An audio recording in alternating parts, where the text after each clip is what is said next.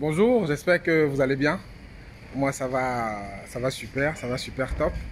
Donc, au lendemain de la conférence qui s'est tenue à Douala, donc c'était un succès total, hein. C'était vraiment intéressant. L'interaction était présente, les gens étaient intéressés. Le livre a fait un effet waouh. C'est vraiment très bien. Et j'espère que pour ceux qui ne sont pas encore prêts ou qui n'ont pas encore pris leur place, on va se retrouver sur Yaoundé. Mais la vidéo d'aujourd'hui que je fais, c'est pour vous parler d'une chose en fait, un constat que je partageais avec vous. Je suis sur place, je rencontre beaucoup d'entrepreneurs et lorsque je fais un petit audit, je comprends pourquoi souvent les entrepreneurs n'arrivent pas à se faire financer. Donc dans la vidéo qui va suivre, à quelques minutes qui vont suivre là, restez avec moi, je vais vous donner deux raisons que vous devez corriger si vous voulez trouver du financement. Parce que ça, c'est justement la question que beaucoup d'entrepreneurs posent en Afrique, au Cameroun aussi, hein, que je n'arrive pas à avoir un financement. La banque n'arrive pas à me financer, je n'arrive pas, voilà. Et quand j'audite un peu, juste avec les entrepreneurs que je rencontre ici, les petits comme les grands, hein, peu importe, il y a deux problèmes qui ressortent et c'est ça qui bloque souvent le financement. C'est ça qui bloque le financement en fait que les banques peuvent leur accorder. Parce qu'il faut comprendre d'entrée de jeu que les banques ne sont pas des philanthropes, hein. Le banquier, lui, calcule le risque. Le banquier calcule le fait que son argent ne soit pas remboursé. Et comme il voit que le risque, souvent, pour certains cas, est très élevé par rapport à ce qu'il peut supporter comme risque qu'on lui autorise ou comme il s'autorise lui-même, il ne finance pas. Donc c'est là qu'il faut comprendre ça, que le banquier, c'est un calculateur de risque. Donc par rapport à ça, donc ces deux éléments que je vais vous donner, si vous voulez être financé ou avoir une chance de décrocher un financement, il faut corriger ça et bien mettre ça en place dans votre entreprise. Donc on va en parler, restez connectés. Mais déjà pour la conférence d'hier, pour un petit point, c'était très bien. Les gens sont venus un peu de partout, les médias, c'était vraiment un succès total. Et la salle était pleine. Vous allez voir les vidéos bientôt sur le média. J'ai échangé avec beaucoup de gens de la communauté qui sont venus me voir. Ceux qui ont loupé, tant pis pour eux, mais je vais revenir, ça va se reprogrammer. Donc ceux qui sont à Yaoundé, prenez vos places à Yaoundé, ne tardez pas. Venez profiter comme hier d'un moment avec moi, d'un instant de partage, d'un instant où je vais vous faire grandir, je vais vous donner des éléments pour que vous puissiez passer un cap dans votre vie. Donc venez à Yaoundé, c'est samedi prochain, entre 10h et 14h.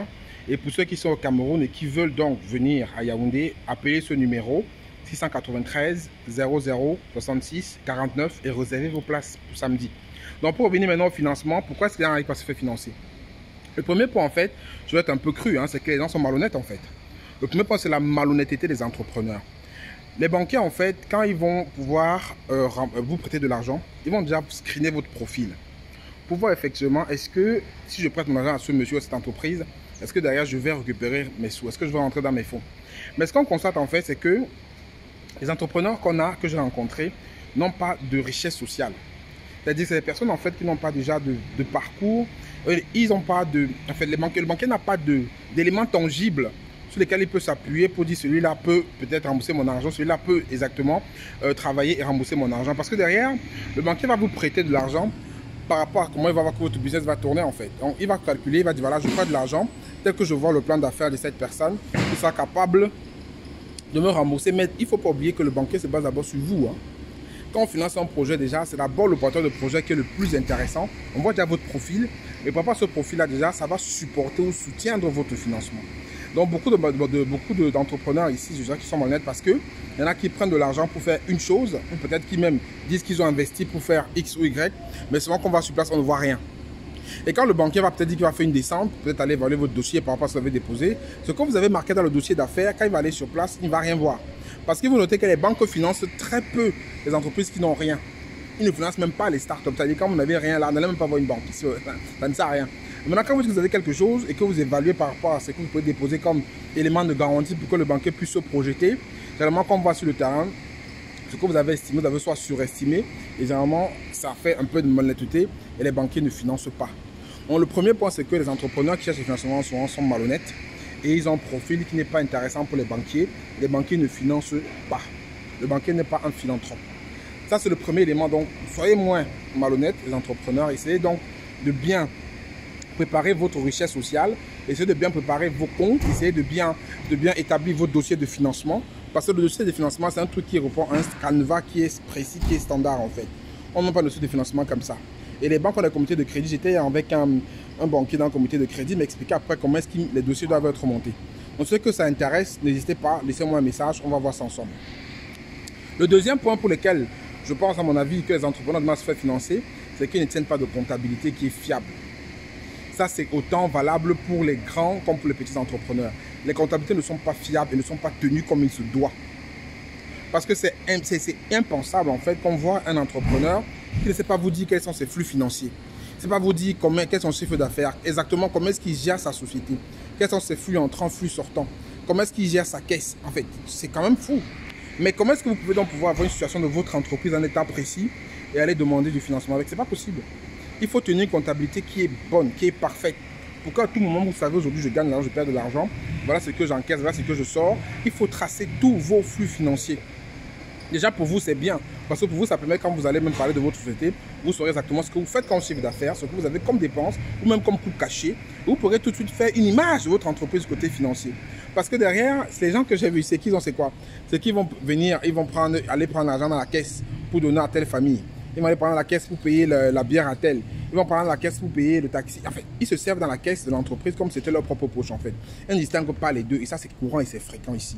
Et c'est pour ça qu'il faut arrêter. Il faut vraiment avoir une partie où c'est votre argent, dont vous vous payez. Moi, ce que je conseille, c'est que vous avez l'argent de votre entreprise. Vous vous dites que je me baisse un salaire, peut-être de 50 000, et vous sortez ça de vos comptes. Et vous savez ça que vous gérez vos dépenses. Mais à un moment après, les gens mélangent tout. Donc, quand il va aller voir la banque va lui dire, bon voilà, exactement, demande-nous l'état financier de tes comptes.